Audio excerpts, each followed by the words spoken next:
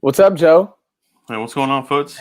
I called you on this good Sunday. Actually, I texted you and I said, Joe, you want to jump on? Camp is how many days away, Joe?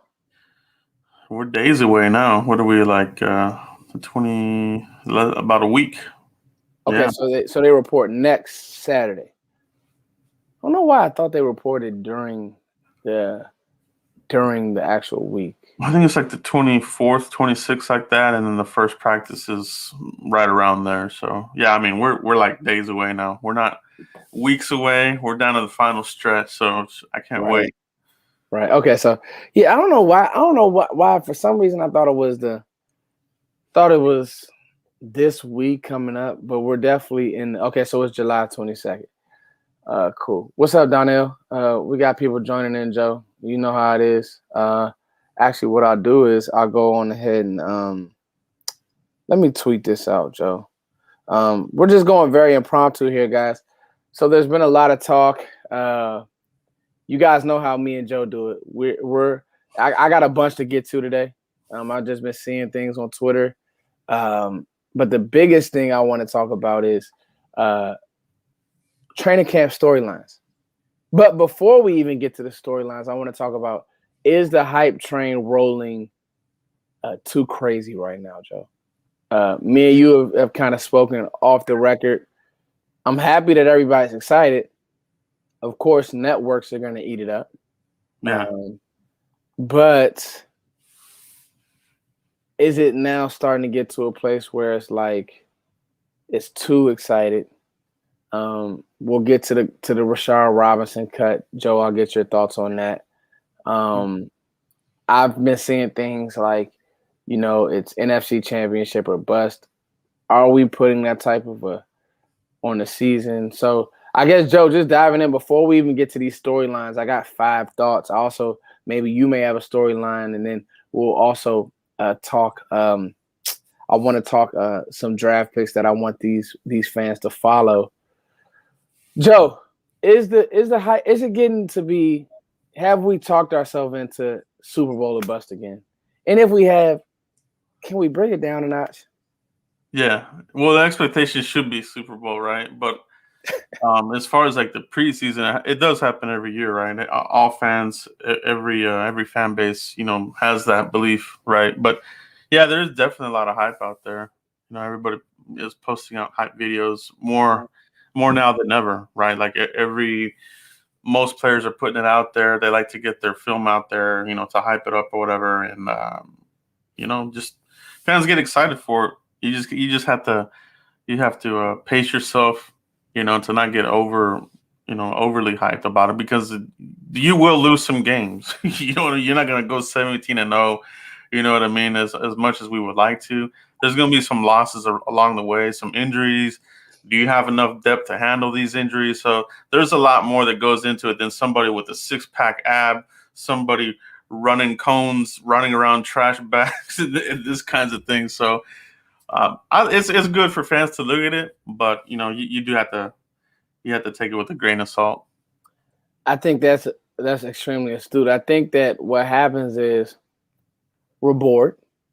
Yeah. We're watching highlights. They don't make lowlights, do they, Joe? They don't make the lights of right. I somebody said something the other day. I'm gonna blame. I saw it on Twitter, and I wanted to get your thoughts on this, Joe. Before, if McCarthy doesn't get to a, he's a good. He follows me, and I think we've talked back and forth about football. But if McCarthy doesn't get to a NFC East championship, he gets blamed. Joe, what are your thoughts on that? Because to me, I know we had a terrible defense, like back half of the league type defense. So is there room for growth? Like, is this a 2-year, 3-year plan? Or is this Dan Quinn needs to make us a top 15 defense tomorrow? Because the offense, I think on paper, it's safe to say is going to be really, really good. And we'll talk more about that as well. But you got to stop somebody, right? You're going to have games where the offense just isn't clicking. No. So to say NFC Championship or bust, dude. We were 6-10 last year. A lot of that had to do with Dak going down. But what are your thoughts? What are your thoughts, Joe? Is that even fair to put Mike McCarthy on that type of hot seat? No, it's just not realistic. You know what I mean? Considering everything that happened last year, it was an anomaly. You know what I mean? That's not something that you're going to have happen every year. Hopefully, this pandemic junk is going away. Hopefully, but catastrophic injuries all across the board. That doesn't happen every year. But when you do have it, it's all about, do you have enough behind that? So for me, it's not championship or bust. Obviously, I would like that. I do want to get into the playoffs. However, that for me is my benchmark. Go from 6-10, wild card, divisional, whatever you want, and then go from there. You have to. This is long ball, right? He's rebuilding this team. He's got to put his thumbprint on it. You're not going to win with a lot of the Garrett guys. You do have some pieces in there that are a big part of it, right? Dak, Zeke, and Amari and these guys. But you do see that the changes on defense, especially. You know what I mean? So there's going to be improvement there, and I'm really excited to see what these improvements are. And once you do see some of this winning pedigree from Mike McCarthy, I think fans will get on board as far as like, oh no, there's not a short lease. Now we see it, and whatever happens this year, we'll go and do it again next year, and hopefully just keep going up, man. Yeah, I mean, I think what's happening in our popcorn society is people forget the development part of football at every level. Yeah. Even I coach youth football, so all these crazy dads, they want their kid to be a superstar today. It's like, let them get better. A great case study is Josh Allen. An amazing case study. Now, I'm not one of these guys. I've seen some stuff where it's like these lists where they got Josh Allen super high. I mean, I like Josh Allen. But I'll be honest, when I graded him coming out of Wyoming, I was like, the ball's everywhere. He definitely has a strong arm, but he has a lot he needs to clean up. But from what he's done in the league, to the system that they've married with him, to his body, his athleticism, that's what progression and growth looks like. And you got to look at that from a team scope as well. Dan Quinn's great. There's going to be growing pains with this defense, though. So all the videos that you guys see, the hand work and everything Dan Quinn's doing, I think he's an amazing teacher. There's still going to be growing pains with this defense. There is. I think Micah Parsons is going to be a stud. He's going to have some games where you're like, oh. So I just want everybody to remember that part of it too, Joe, because what happens is, man, people are like, oh, we got Micah Parsons, we got Nashawn Wright, we got Kelvin Joseph. The DB room is fixed. We're good. Slow down. 10 and what is it now, Joe? Well, I think 11 wins would be like wow for me. That'd be like good stuff. You know what I'm saying? And I think that's achievable. I do think that we are the best team in the NFC East. Then when you start looking at the NFC, it starts getting a little muddy. So, but I don't know. I just kind of want to, as we enter into training camp, Cowboys fans, when you come to Joe and Foot's channel, we're not doing a million highlights. We taking the road less traveled, because here's the truth. We've been average for years. No. Okay.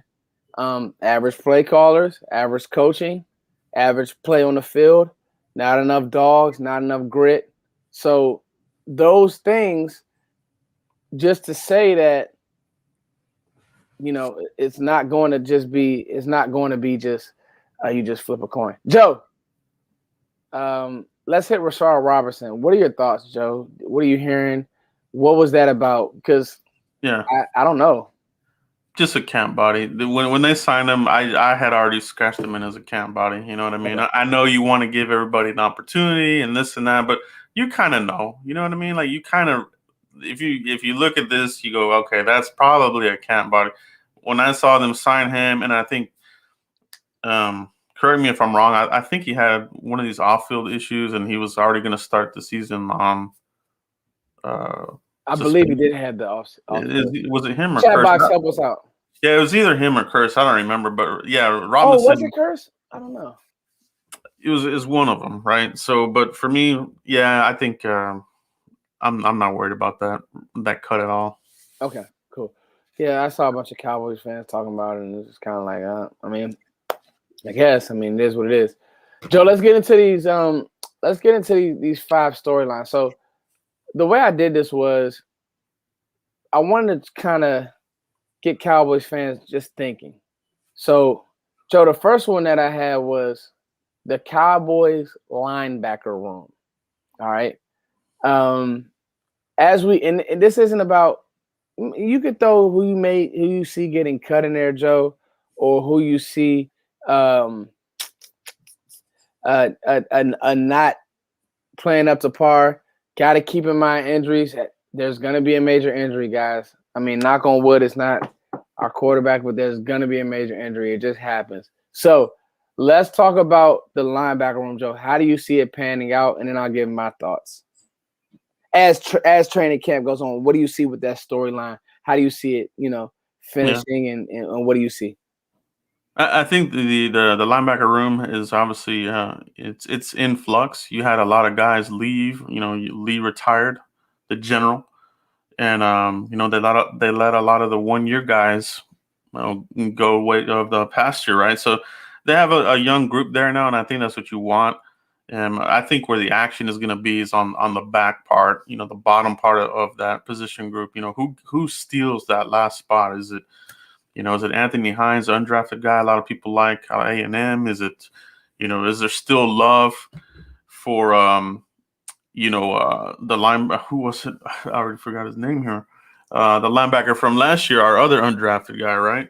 Yeah, Bradley and I. No, not Bradley and I. No, not Bradley and I. Oh my gosh, who was the guy? Let me know in the chat box, guys. You know what I'm talking about. Having a brain fart here, but yeah. Oh, I know you're talking about with the hair. Yeah, with the hair. Yeah, so I think the action starts at the back, but I do like, I think you're going to see a lot of action from Keanu Neal. You know what I mean? Yeah. You saw Leighton Vander Esch go down in a minicamp. Was he going to get back up? You and I talk about that all the time. Like, you see him take a hit, and you always worry, all right, man, is he going to get up? So I think Keanu Neal's going to see a lot more snaps than what we're talking about Francis Bernard. Francis Bernard, there you go. Does he make a push? Obviously, Jabril Cox is the one that everybody. Luke Gifford. What's the deal with him? So I see what you're saying, Joe. Me, that's the most exciting battle. And I have a few others followed, right? But that's exciting to me because I just want to see who do they roll out with, right, Joe? Yeah. And when I say roll out, I mean who is there? Okay, starting camp. Who's at middle backer? Middle backer was probably gonna have to be Michael Parsons, and is bingo. I would go with bingo, Joe Rock, and that's telling because now it's a filling game. The question needs to be asked: does Jalen Smith make this team? Because if you see what you like out of if you see what you like out of Cox, and if you see what you like out of Leighton, even if it's for 1 year, and if you see what you like out of who's my guy? You see what you like out of if you see what you like out of Cox, Bernard. I mean, if you see what you like out of Cox, Leighton, and Keanu Neal, with Mike already in the middle, I don't know how you can justify keeping him, especially if there's a guy in the back half of the roster that can help you, right? Yeah, I think another part of it too is a lot of fans, they're real quick to push somebody off the edge, whether it's Jalen or Connor Williams or LVE. At the end of the day, it's gonna have to just be let's see how camp goes. Let's get to the preseason, and then if these guys hold up health wise, I think they do stick around. I think it's gonna take some kind of catastrophic issue, or maybe they do a last minute trade or somebody like that. But does somebody want to take on a contract like Jalen Smith? You know what I mean? Like, it's not too expensive. So I think you could if you wanted to, but you got to have two. It takes two to tango, right? So. Let's talk about Hines. Anthony Hines will replace Gifford. I don't know much about the player, Joe. Do you? Does anybody in the chat box? Um, that could be interesting. I mean, there's Yeah, always seems to be a guy that comes out of nowhere who the Cowboys seem to like, whether it's for the practice squad or whatever the case may have. And another thing to think about is Keanu Neal's only on a 1 year deal. yeah. Um, so I say you could double back a linebacker in the draft next year. I mean, you never know. Keanu Neal's on a 1 year deal. Um, and Leighton Vander Esch is pretty much on a contract year as well. So that's something to think about, Joe. But I just feel like that's one of my storylines to watch. We're not giving you guys who's going to make it. We're kind of predicting in a sense, but that's definitely one of my storylines to watch. So the linebacker room. Thank you for the super chat. Let's see who's Jalen Smith is looking like Godzilla right now. I think he's going to shock Cowboys. And you know what? I don't want to be the guy who just like Jalen Smith has to go. If these young guys step up, if Cox is what I've seen on film, and I'm not, again, I've never been one to call him a safety or anything like that, but he definitely can move in space. Yeah. And he definitely has very fluid hips. He did it at North Dakota State. He did it at LSU. So you've seen him do it at a higher level. You want him to be a little bit more physical though, and that's what Jalen Smith is. But the problem is, with Jalen Smith is the game has changed. The game of football is changing, right? Oh yeah. It just is. It's played on the outside. It's played on the edge, and you have to be able to play in space. Just period. Yeah. And that's what Cox can do. Absolutely, man. It's all about that, right? It's all about mismatches, right? It's all about creating those mismatches, having the right personnel to answer those mismatches. The Cowboys, they haven't had that on defense. They've had mismatches and they weren't able to do it. They weren't able to take those mismatches. Absolutely, Joe. So that'll be interesting to watch. Okay, let's move on to this next storyline, Joe. I want to talk about, and I wanted your thoughts on this, Joe. I want to talk about that sixth receiver or that fifth receiver spot. Noah Brown, Cedric Wilson, and now bringing in the rookie, Simi. That fourth five. Who, Joe, what are you watching for in this battle? Obviously, injuries are on the table. Injuries are on the table, guys. We got to keep that in mind. You guys keep the super chats going. You guys share this around. You guys make sure you pound the like button. Me and Joe are giving y'all some Sunday heat. Joe, we know not Michael. We know Michael Gallup is locked in. We know that CeeDee Lamb is locked in. We know Amari Cooper's locked in. I want to talk that back in. And what are you watching in that storyline? What are you looking for day in, day out at camp? What does Simi have to do to kick one of these guys, Noah Brown, off the roster? And then because somebody come in on the back end and maybe make. I mean, I know I've kind of been like, you got to be careful with some of these undrafted free agents, but you never know. So let's talk about it. Yeah, I mean, for me, what I'm looking for in those final positions really is, durability. You think about Cedric and Noah Brown; they've had some durability issues. I think Cedric Wilson really kind of turned that corner last year. I think he knew what he needed to do to take that next level. And to Noah Brown's credit, I thought he had a pretty strong season last year. He had some good plays, some blocks here. But can you get better there? Can you get faster there? I think that's why you bring in Simi Fehoko, because that guy's a speedster, has size. We just talked about that with linebackers. I think Simi Fehoko poses a threat, as far as like covering him. It's fast. You can put him in the slot. You can stick him on the outside. You can do, some of these gimmick plays that the Cowboys are known to do, but you have that speed to execute a lot of this stuff now, right? More speed on the field really puts a lot more pressure on the defense. So for me, Cedric Wilson, Noah Brown, Fehoko, I think maybe one of those two vets sticks and Fehoko knocks out one of those other guys. So that's just kind of my prediction there. But for that to happen, you got to have a strong camp. You got to stay healthy. This training camp is really big for these guys on the back end here, because if you get hurt, you miss time, you miss preseason, you're probably not gonna make it. Wow, Joe. I think you said a lot there, and I think that it was very spot on. Vasher wants someone snaps. Just watch. That's the guy that the fans want to talk about, Joe. What would he have to do to kind of insert himself in this role? I like Vasher. What I saw on film was a long, lumbering body that in the league against quicker, aggressive corners, it's just not going to work. I never forget towards the end of Dez's career, he just couldn't separate because he just didn't have the foot quickness. And he just didn't have the nuance in his route running. And that's kind of what I see with Vasher. Hey, you're at Texas Tech, you playing some kid from SMU who's not good. Of course, yeah, you look like Randy Moss. But when you playing guys that can go, it's just a little different, bro. The quickness, these guys' ability to stay square, these guys' ability to understand route concepts and what you're trying to do. The truth of the matter is, thank you, April. April is acting like a moderator. I got to make April a moderator. She's been with us from day one. Thank you, April. Vasher. Vasher has a hype train like no other, and I don't want to be negative. I don't want to be down on Vasher because every camp, it'll happen again this year. Every single camp, what happens, Joe? Everybody falls in love with a receiver.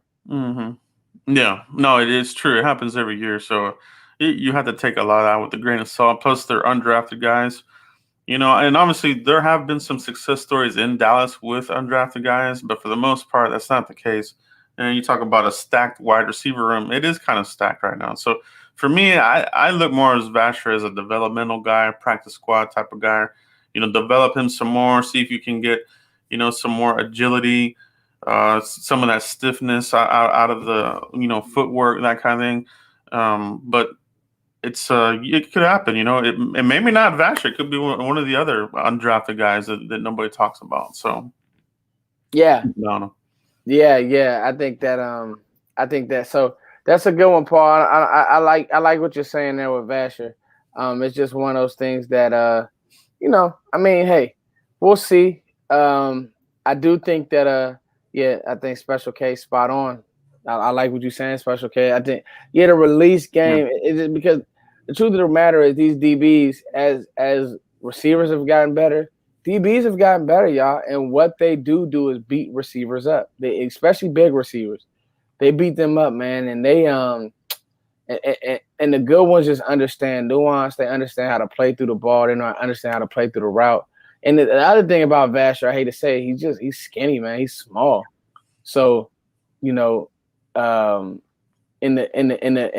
league, you start getting crunched, man. You get hit. That's one thing I like about CeeDee Lamb. He's gotten thicker. Oh yeah. You got to be big. Amari Cooper's a big guy. Gallup's a big guy, and they can move. So anyway, that's just that on that. April Showers. She says she's not going to be a moderator, but she will get on him. April, you're always a moderator in our heart. April is the GOAT. She's been with us for a while, man. Much love to her. Anyway, let's talk about this super chat before we get to the next storyline, Joe. Vasher's overrated. I'm honestly starting to think that his support in his family posting ghost accounts or something. I won't say that, Donnie. Thank you for the super chat, but we can't say that. He has a fan base, man. It is what it is. That's what happens. Everybody roots for the underdog, so it's cool. But I won't say overrated. I got to see it. You know what I'm saying? I know everybody's waiting for the next Miles Austin to walk through the door. I got to see it. You get what I'm saying? Yeah. And the truth of the matter is you're loaded at receiver. All right, Joe, next storyline that I want to talk about. Dak's health. I think this is one that's really going underrated. Under the radar, more or less, because Dak is Superman. And he really, really is. But the truth is, man, what do you see, Joe? First of all, do you see a pitch count with Dak, Joe? We're doing storylines, not battles. So do you see a pitch count with how they manage his reps at practice, Joe Rod? I think from the staff, from the staff point of view, they will. As far as that goes, Dak will want to go 1,000 miles an hour, right? He's going to want to push himself. That's just the competitor that he is. But you do have to protect the player. And I think that's where, the staff comes into play, McCarthy's big on the red jersey, and then I actually like the idea now, especially more now than ever. No hands, no hands on these guys, especially Dak, right? But snap count in camp, I think you will see a little bit of that preseason for sure. But you do need to get some of that ring rust off of that, right? So I think you will see him on a couple snaps. Will you see him for a quarter, half, a full half? I don't know, but I do want to see him get some snaps in the preseason. And so I think what you said is what we need to stay. I want to stay right there for a second, Joe. You said get some of that rust out. It's weird, Joe, but he's gonna have. It's almost kind of like I want him to get tackled. Why? Because let's just get it out of the way like that. You know what I'm saying? Like it's weird. Obviously not in camp, and there's really no way that you can. It's gonna be that third preseason game. Are they still at 4 preseason games, Joe? Or are they at 2 this year? Well, they got the Hall of Fame game, we got Hall of Fame game. That's the extra one. So it's 4. Is it 5? I don't know. It might end up being 5. Anyway, the dress rehearsal game. Yeah. I believe that's when Dak, for his psyche, because the truth is, when we talk storyline, you want Dak Prescott to be that runner. That's what he does. You know what I mean? We've seen Dak punish defenders, linebackers. So that's what's always made him special. I think that's what gives him the edge over certain quarterbacks is that he will take off and run. He's a big body. He's not scared of contact. And so, guys will be flying at your feet. I just want to see how does just the psyche of it all. Let's talk about D-Town Tex. I think he said something. Yeah, Dak's health is a bigger question than people have made it. He had a catastrophic injury. How he bounces back is a major question. I completely agree. No. And I started thinking about that today. Like everybody's like, "Well, Dak's back." Dak is definitely back. His legs look great. He looks like he's in shape. But it's that mental side of when you take a tackle, Joe. How does he feel? Right? Yeah, no, it is a big part of any sport is the mental part of it is like, I mean, some of you look at some of the interviews from these Hall of Famers and they say the mental part of the game is like 80%, 90%, everything else is physical and the health, but yeah, the mental part of it. And we've seen it before, some quarterbacks, they don't quite come back the same from injuries, right? But I think Dak Prescott is a different kind of beast. You know what I mean? Like, I'm not really worried about it, but I totally agree. Take that hit and get a little that taste that blood again. Get the juices flowing, and you're back in business, man. You're ready to tear up the East and do your thing. 7-1 against the rare wins, the Washington football, whatever they are. Whatever they are. He's dominated the East, mate. It's really special what Dak has done. I know I give him a hard time, but it's really special what he's done, Joe. And I think. It's really, I mean, dude, he lost his brother. There's nothing that this dude can't overcome, and he's so humble. Just a God-fearing dude. He's just really a good person. So, yeah, we get over that health barrier. I think that he's going to. I think he's going to turn up. Joe, I want to talk about the DB room. People laughed at us, and they laughed at me for sure. When we said Nahshon Wright wasn't a bad pick, let it play out. And then Nahshon Wright goes out in minicamp, makes a few plays. Oh, you hear Nahshon Wright. Maybe this is just writers trying to fill the paper and get Cowboys fans to talk. Then Nahshon Wright, with his long arms and his 6'4" frame, 4'3" body, 4'3" on paper. Well, not on paper, 4'3", whatever. You know what I'm trying to say, Joe. Nahshon Wright starts to make a name for himself, OTAs, and you hear different beat writers and you hear different people that we're close to speaking that Nahshon Wright may be something. And then you have Kelvin Joseph, who you hear from the GOAT Brian Broaddus. I'll never disrespect Brian Broaddus. I'll never, because he's been around the game too long. He knows the game, and even when he was at .com, he was one of the few non-company men. He's going to speak the truth. No. So you have Brian Broaddus saying Kelvin Joseph looks out of shape. Don't know how. Thank you, Special K. Thank you, April, holding the channel down. Much love to you all, man. Yeah, let's get the likes up. Tell them, Special K. Let's get the likes up, guys. Let's get the likes up right here, right now. So then you have Kelvin Joseph. He's out of shape, and there were people amongst Cowboys fear arguing it, Joe. I'm just gonna go ahead and start it right now. Kelvin Joseph, and I'm doing a versus now. We're doing a versus right now, Joe. We're jumping in. Kelvin Joseph, Deshaun Wright. What are you watching for, Joe? Because I gotta know. Okay, everybody was high on Joseph, but the truth is he had BS in his scouting report, and you hear he's not in shape, and you see about the rapping and all this, but then he'll go on Twitter and this, that, and the third. What's the deal? Talk to me, Joe. What? Talk to me, Joe. Yeah, for me, how I'm approaching the Kelvin Wright situation is just, I got to see it, right? I got to see that he can take the coaching, that he can stack practices, not miss time. I don't want him to be the one that's like missing time, working the cords. It's a hamstring, it's a knee, it's not passing the conditioning test on camp, opening day for camp. We talked about that offline. There's always the player or two that doesn't pass that opening conditioning test. Who is it going to be this year? It's always reported. Somebody will report who it is. God forbid it's him. But I'm hoping it's not. You know what I mean? Like, what we want these guys to succeed. And I see them both as the future, but it's going to be that battle. The stage has been set. Who is the number 2 guy going to be next to Trayvon Diggs? Anthony Brown could start. You don't want him long term. It's got to be one of the young guys. Ideally, Kelvin Joseph with the speed, the swagger, this type of thing. You want that. But then you have Deshaun Wright playing with a huge chip on his shoulder, Gets selected in the 3rd round out of Oregon. People didn't really know who he was, kind of, rolled their eyes at the pick. Like, what the hell? Who is this guy? Like, you know what I mean? So, but man, to his credit, he put it on. He put a strong showing, so that's good. So I think that the Cowboys are in good shape in that regard there. But you do want both these guys to succeed at the end of the day.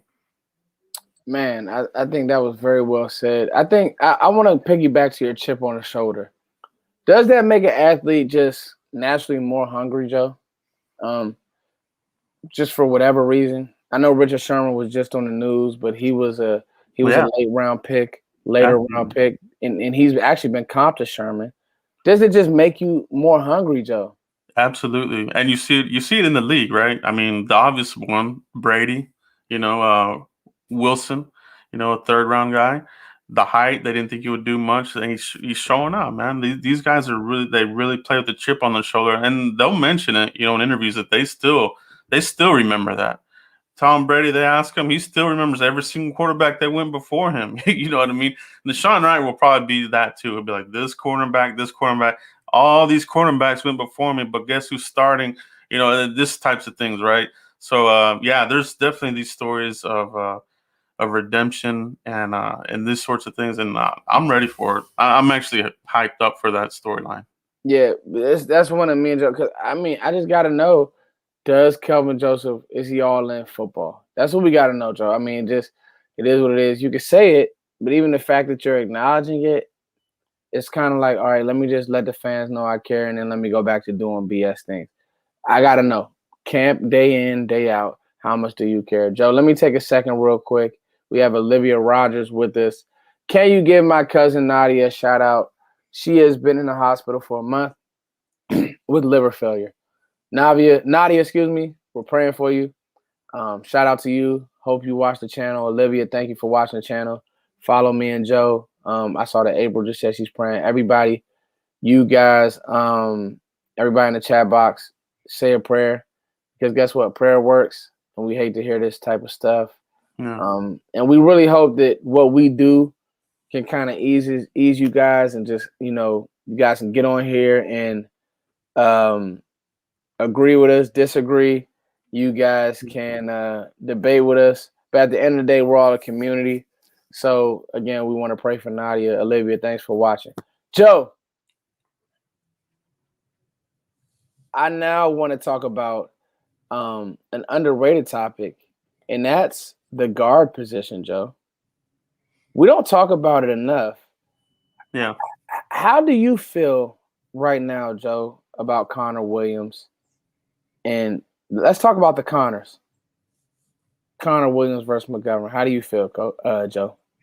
I think you obviously you go with your incumbents, and the coaches they'll have their incumbents. So Philbin, he will have his incumbents. It'll be Tyron. It will be Connor Williams, and Biadish I think is the incumbent right out the gate anyway, right? Because all the guys are gone. He is the guy there, and Zach Martin and Lyle Collins. So for me, when you talk about the guard position, for me it's going to have to be McGovern really elevating to the next level above Connor Williams to dethrone him or injury, right? It's got to be either one of those situations.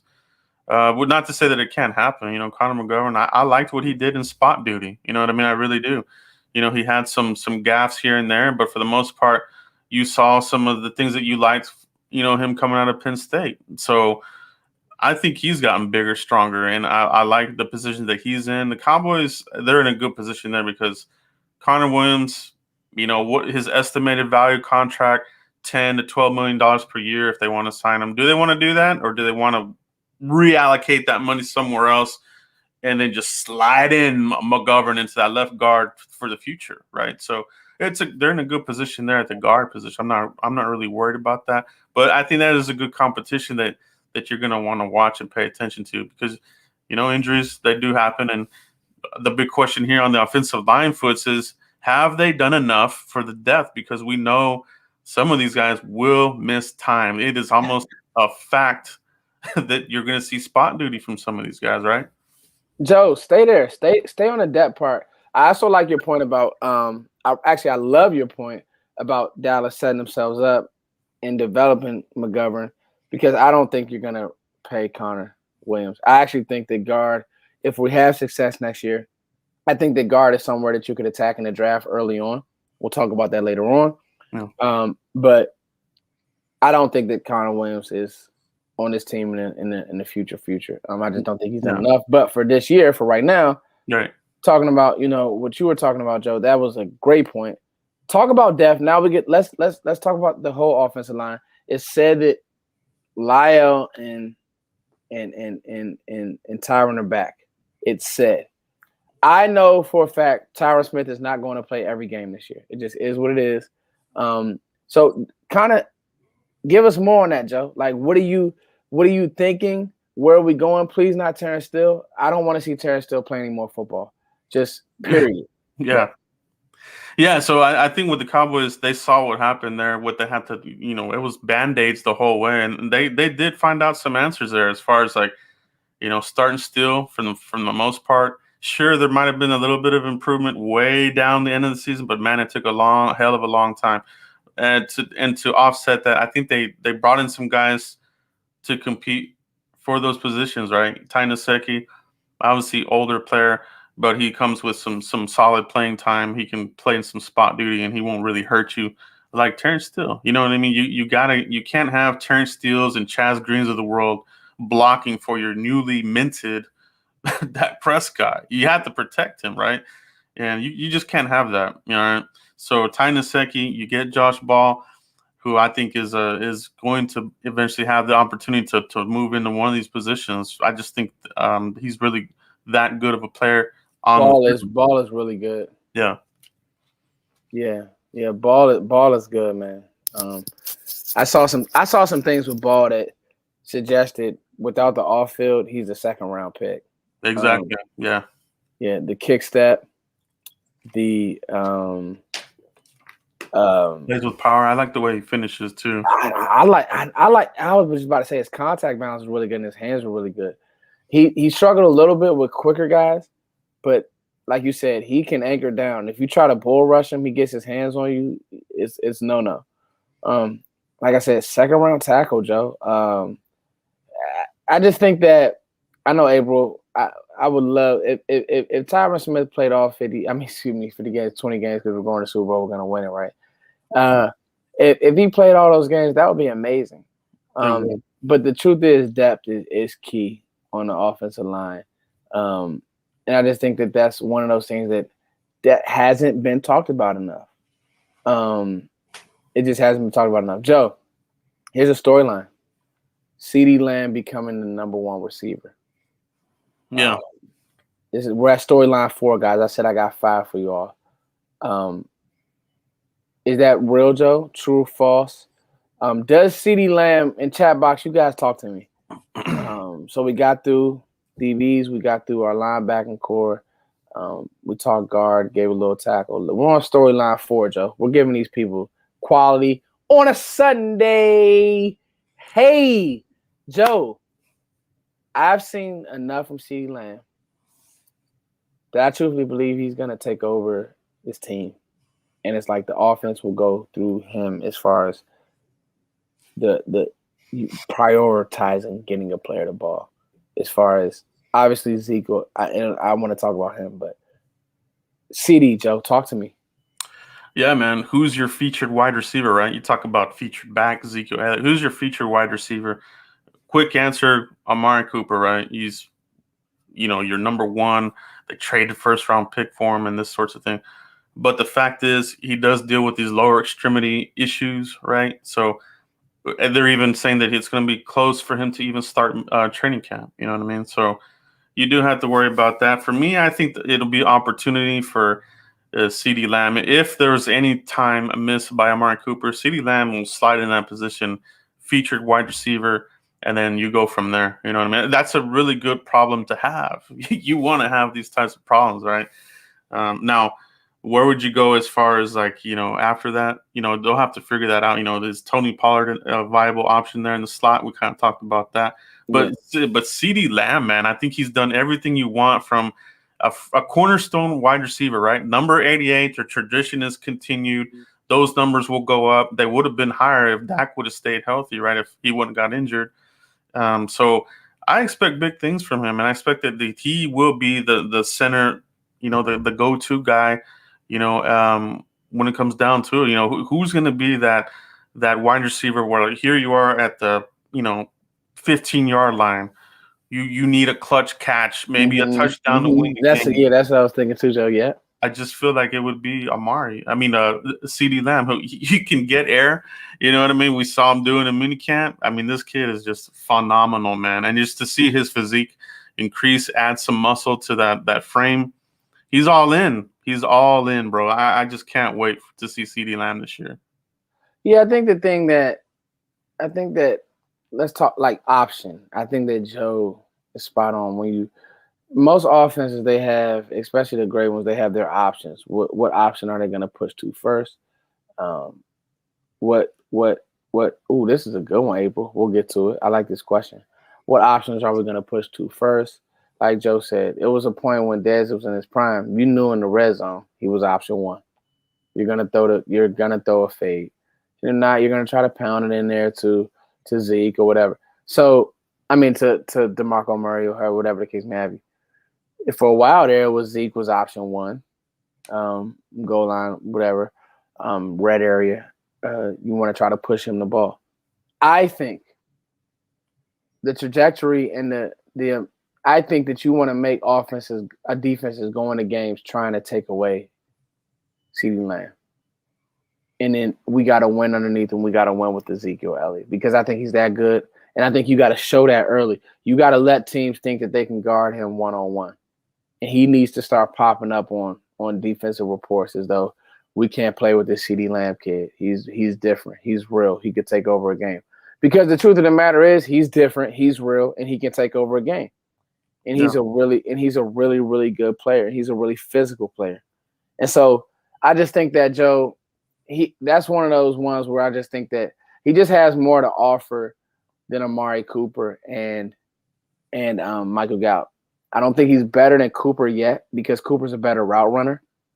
And Cooper's probably a hair faster, but I think run after the catch ability, leaping ability. I just think that CD really has all of that in his bag. So that's just one of those things that I just want to talk about. Let's get to a question and I'll get to my last storyline to follow. This is a good one, Joe. What do you think about this? Will Gallup be re-signed? Let Cooper walk after contract. You're keeping one of them, April. So whoever plays the better, I think that's how I would do it at least. Joe, what do you think? I think this is one of those to be determined, and it's going to really depend on this season, right? I think this season is all in for one of these guys. We talk about Connor Williams. Do you let him walk, and now you open up some money, right? So, do you want to flip that money that you're saving with Connor Williams and sign Gallup? Gallup won't be cheap. You know what I mean? I did some contract comparisons. Some people think that you can get him on the cheap. That won't be the case. Gallup is going to demand a good pace. You know what I'm saying? Like, he's going to get paid. So Cooper, I think, will be health if and then he hasn't been injury prone. I'm not saying that by any means, right? But Yeah, you did see some games where he played, but was really not a factor. You know what I mean? And that's true. and these types of things. So I think it's going to be as far as like who plays the most, who has the most impact this year. But that's a really good question. And would they use a franchise tag on one of these players? Would it be Gallup? Would they use it on Connor Williams? I really don't think so. You know what I mean? I don't think the Cowboys will use a franchise tag next year. So, do you want to get the deal done before the end of the season is where it's going to come down to, because if you wait to the end of the season, you may not be able to sign any of these guys that are on contract years, right? Yeah, I think Joe hit that on the head. The overarching point is to be determined. Let it play itself out. Injury. One of these guys gets hurt. Now you down to two studs, but or injury opens up opportunity. Yes. Does Semi Fayoko become a Mm-hmm. big slot? I Yeah. call Semi Fayoko a big Cole Beasley. So let's see. Somebody can step up. Does Cedric Wilson does he build, on his year from last year? So anyway, I mean, it's one of those things that's like, man, listen, as training camp and season progresses, it will work itself out. But that's just a story. I just want to watch CeeDee Lamb. I think that he's gonna have some amazing catches, and I think it's gonna be fun, especially in just seeing him and Dak get on the same page and really year two of building on the same page. I think that'll be fun. Let's take some questions real quick, Joe, before we get to our last one. I seen a few questions. What's the difference between? Oh, he said I answered that already. Yeah, thank you so much, the Guru. Yep, that's the difference for me between Lamb and Cooper. I think that Lamb is better after the catch, more physical runner, and I think he has more sure hands. I think that and he's a better leaper. I think that Cooper's just faster and is a better route runner. So it's kind of like splitting hairs, but it is what it is. Yeah. And I saw a few more. But can Cooper beat the top receivers? I think Cooper can. Cooper then has some bouts with some good receivers. He's not gonna bully those guys, but he definitely will in route running create separation.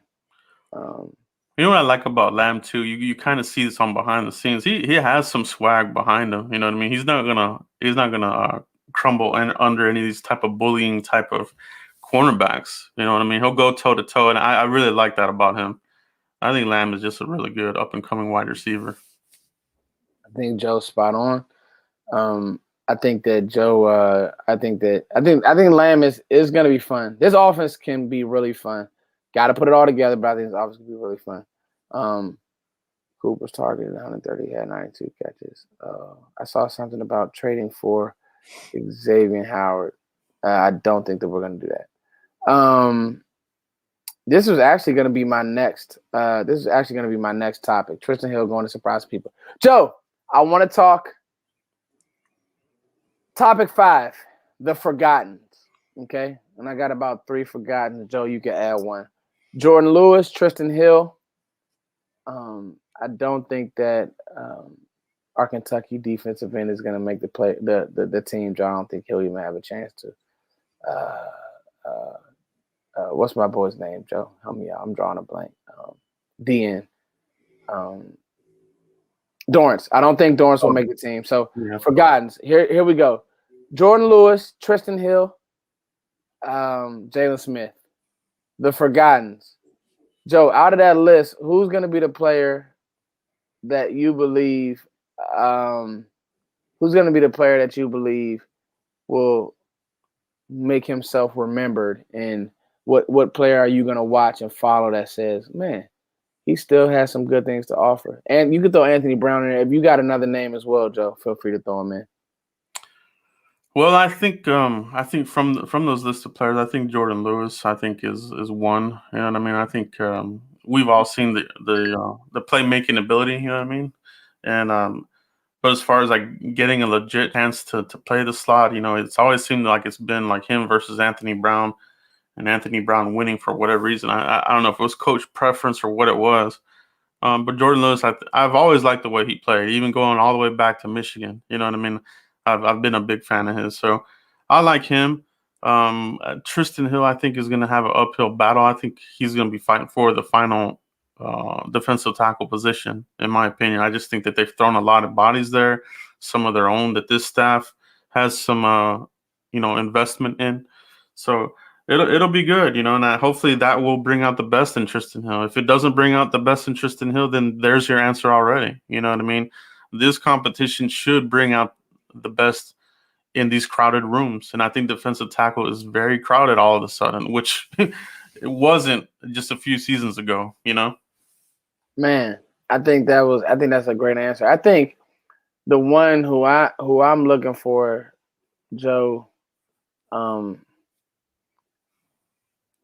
would like to see Tristan. So actually, I would like to see Jordan Lewis, because I don't know if Tristan Hill. I want to see how Tristan Hill reacts to competition. No. And this regime not bringing him in. I think that Jordan Lewis has the chip on his shoulder, just because that's just how he plays. And I think that Jordan Lewis will be the guy that, man, I think that Jordan Lewis will be the guy that surprises people. I don't know where. I don't know if it's in the slot.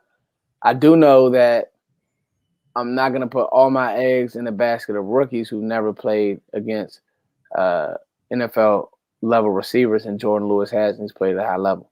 So I think that Jordan Lewis, out of the forgotten list that I gave you, Joe, I think that Jordan Lewis will be the one that says, nah, we need him on the team.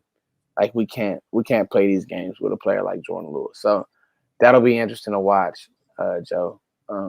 Very much so. Yeah, and Jordan Lewis, I mean, from the guys that we drafted that season, he outlasted them all. He outlasted Xavier Woods, outlasted Chido Awuzie. So from the front office, they said, this is the one. From the three guys that were going to possibly walk, we want Jordan Lewis. So, I mean, that kind of says something as well. The team does all these evaluations in the offseason. Who are they going to want to keep? It's a good point. So, I mean, there's something to that as well, It's a very good point. Hey, guys, let's take some questions. Guys, shoot us questions, because guess what? Me and Joe are here. I wanted to push an hour, so we're going to stay with y'all for an hour. Thank you, Joe, for staying locked in your time. I see Isaac Salores is on here. He's ready for football. I feel you, bro. Brody, I feel you. I know. The NBA is kind of worn me out. And then what's happening now, guys, is you got to be careful of ESPN running topics into the ground with people like Dan Orlowski, who doesn't know. It just bugs me that some of these guys were just awful in the league, and they get prime spots. Yeah. And they get prime spots, and they have these hot takes. I get it. That's what it's about, hot take season. But one thing about it is, man, that's one thing that I pride myself on. If I was wrong, I'm going to come back and say I was wrong about stuff. But I'm also not going to throw out BS. So I'm not going to throw out Ryan Tannehill being top 10 on anybody's quarterback list, stuff like that, because guess what? Yeah. The truth of the matter is Tannehill's great, but when I see stuff like that on ESPN, I know it's clickbait-esque. Oh yeah. So let's get to some questions, Joe. Thank you guys for rocking. Good one. The Guru bringing that heat. How should we use Schultz with Jarwin back in the offense? The Guru, I don't know if you're pro Schultz, pro Jarwin. I know Foots is pro Schultz. I think that his touches should be the same because why? He's reliable. He's where he's supposed to be. And he's a good physical blocker. He's not a mauler, you know. He's not Kittle or anything, but he's a good player. So to me, I don't think anything should change, Joe. I think he should still be featured. What do you think? Absolutely. That's where I'm at with that as well. I'm with you on that. You know, 4th-round pick, Stanford, tight end U, as they call him there.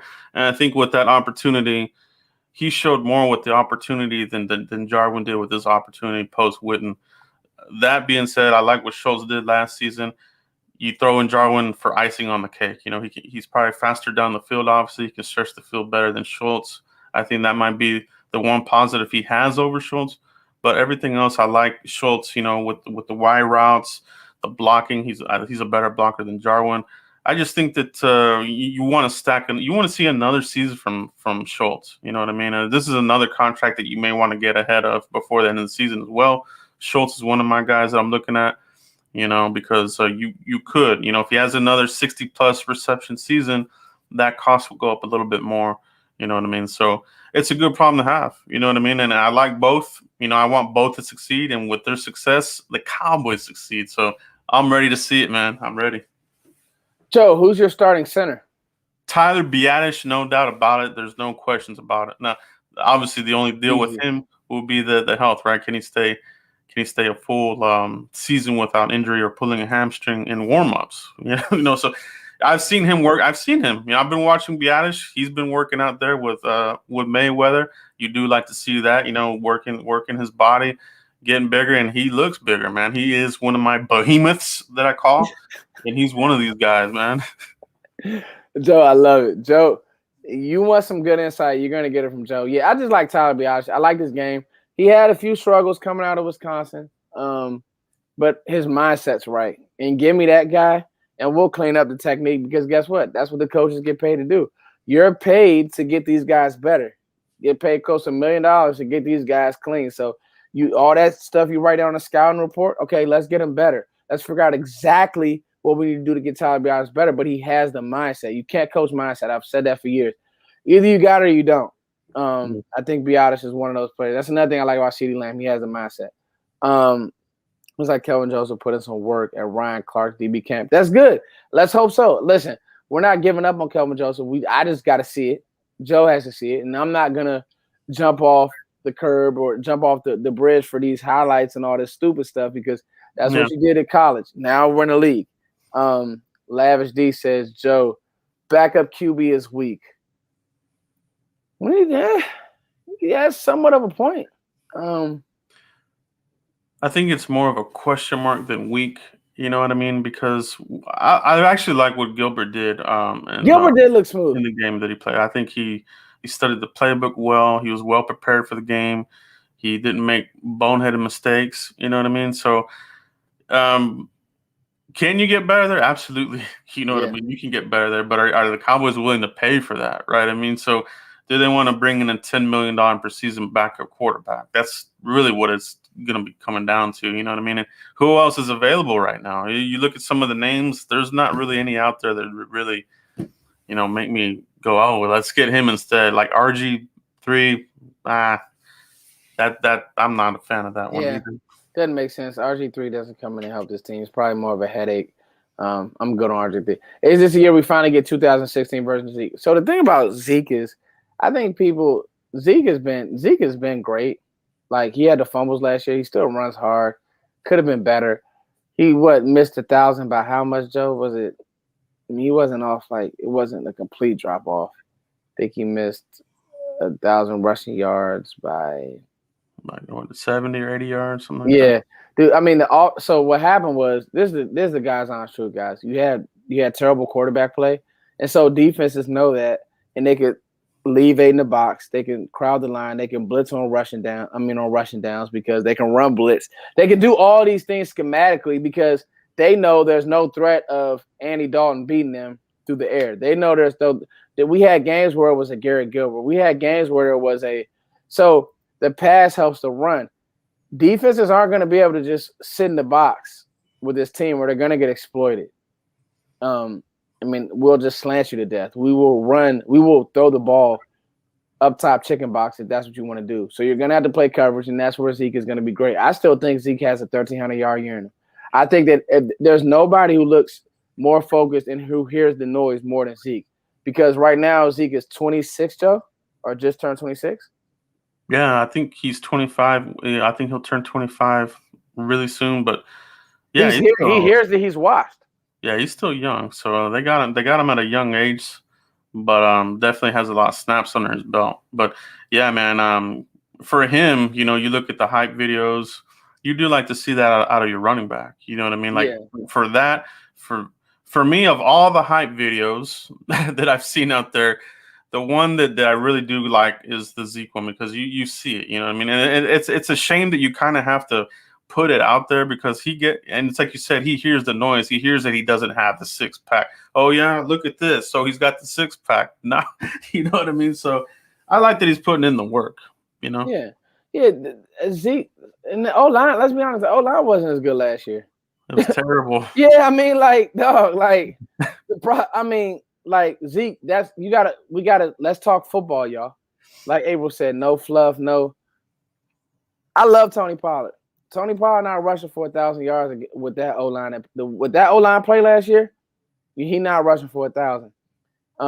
With no Tyron to seal the edge on some of those DNs, with Zach moving around and Zach didn't even play towards the end of the year.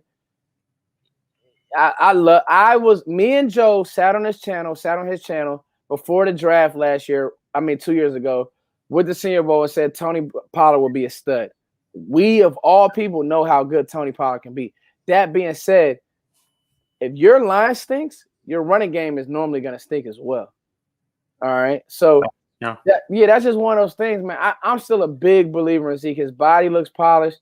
He's a one-cut downhill, get north back. That's just what he is. He's not, these Saquon Barkley try to make 10 people missing the hole. I think Saquon Barkley is kind of soft, to be honest with you. He hasn't played as many games or in taking the amount of punishment that Zeke has.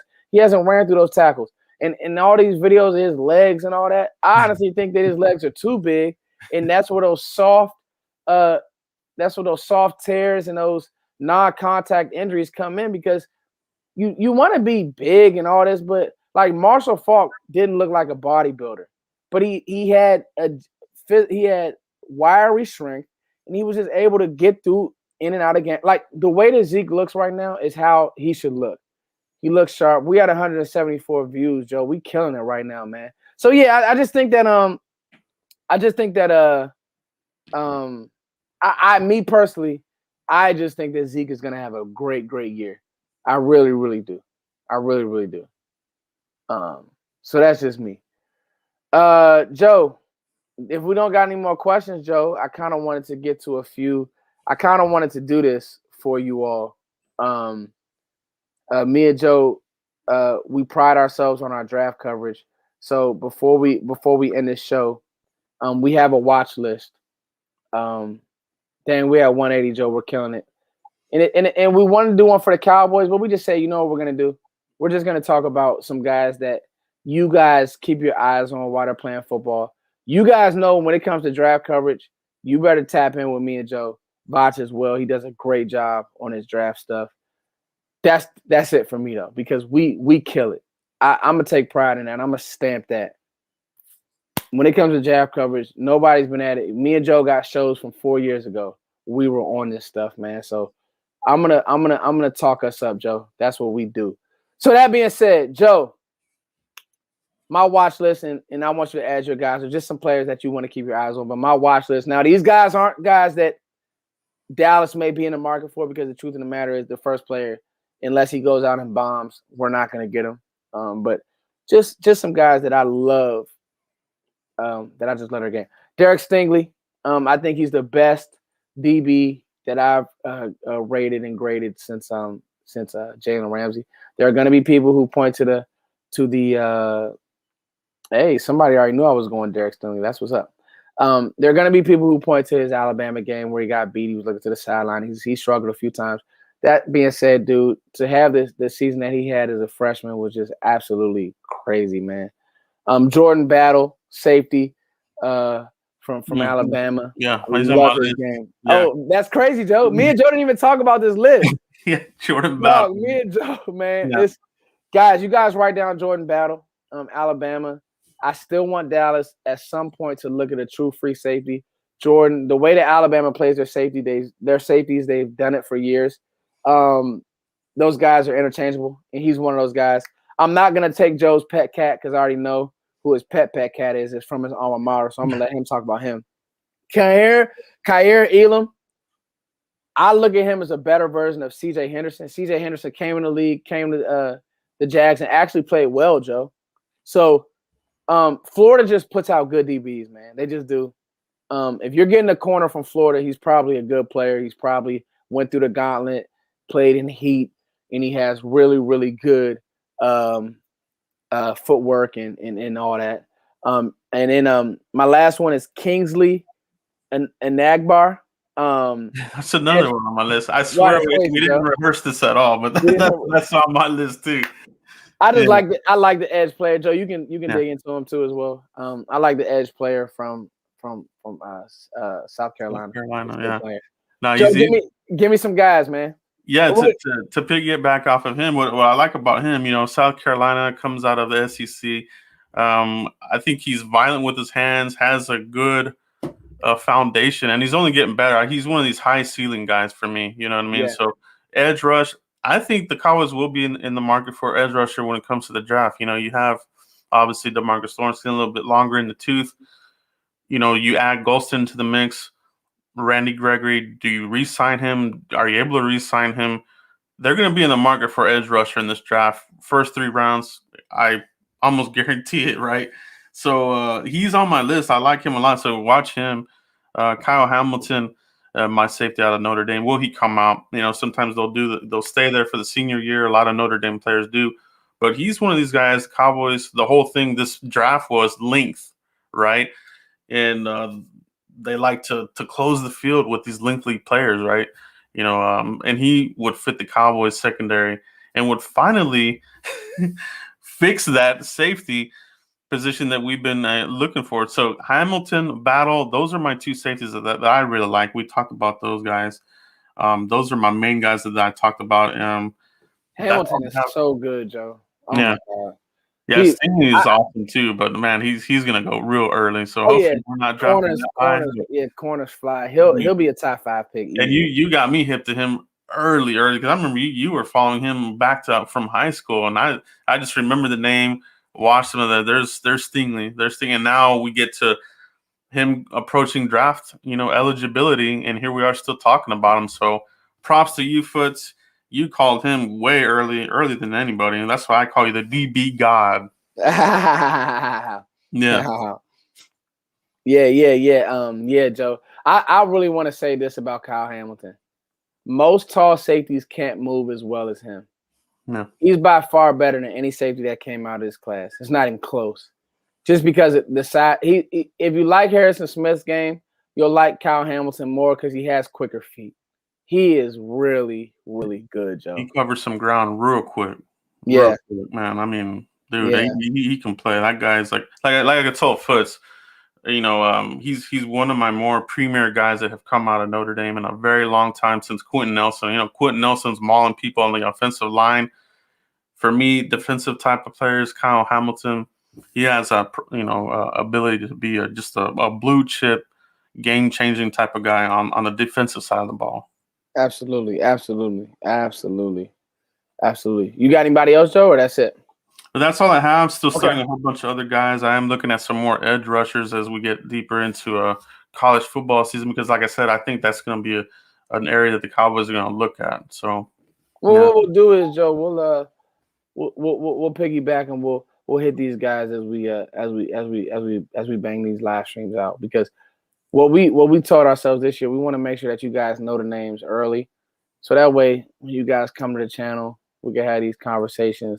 And we won't be late to the party and all that type of stuff. And that's what we've done for years. So, and I told myself this year I wanted to really have an eye on these players and what they did well early on, so we can have a real opinion and not anybody else's. So, Joe, give them your stuff, where they can find you at, and thank you for everything, man. Yeah, first off, Foots, thanks for having me on as usual, man. Appreciate you. I got to have you on my channel here real soon as well. We'll probably do some camp coverage. So, guys, check back to our channels. Shout out to everybody in the chat box, man. Appreciate everybody that joined us live. If you catch it on the replay, pound that like button for my boy, his channel. Love it. We work great together. And I just can't say enough about him, man. Foots is a great guy on camera and off camera. So, you're getting legit stuff from Foots here. But, man, if you want to follow me, hit me up on YouTube, Cowboys Blog. If you want to hit me up on Twitter, Cowboys Blog Net, hit me up, and I'll give you a follow back, and we can talk about football all year long. That's it, guys. And I think what me and Joe will try to commit to is when training camp gets rolling, we'll try to get at least one live in a week. If we don't, me and Joe's lives, I got a kid. Joe has his son. We got stuff that we got to do. So sometimes we can't. And then he has to upkeep his channel. I got to keep stuff rolling on my channel. So you guys know how it is. But when we come together, we make magic. So we'll try to commit. I want to try to at least do one a week. It was a point where we were going. I mean, when we first got started, Joe, we were doing like 3 shows a week, 3-4 shows. It's kind of hard now. It's a lot of work. Yes, it's a lot of work, guys. That's why all the super chats and everything that you guys do, it helps us. Yeah, because we can upkeep the channel, give you guys. It was a point I wasn't live streaming. You remember that, Joe? I didn't even know what hard this was. So I'm trying to stay up. I'm never gonna be fancy pantsy. I leave that to Skywalker Still. The Skywalker Still show. It's my dog. He's dope. But anyway, man, you guys, if you catch us on a replay, you send it to people. Make sure you guys share this around. Also, on my channel throughout the season, I'm gonna be doing a segment on betting. I have one of my buddies, Lewis. He's really tapped in the betting game. And I know that's a big thing right now. So I'm probably going to do like a 2-minute segment on favorites and Cowboys prop bets and just some cool stuff. So trying to expand a little bit, just do some different things on the channel. But it's your boy Foots as always. Thank you guys for liking, sharing, and subscribing. This was 5 training camp storylines. I think that we nailed this, Joe. Like, this was nuts. So, yeah, get ready for camp, guys. We got a week. Are we a week out, Joe? Yeah, we're days away now, man. So I love it. It's finally gonna be here. We get past the hype videos, get to the real action. Yeah, no more training camp videos. No more. Oh, this player's gonna. Now we'll get to see who does what. As always, thank you guys. Peace.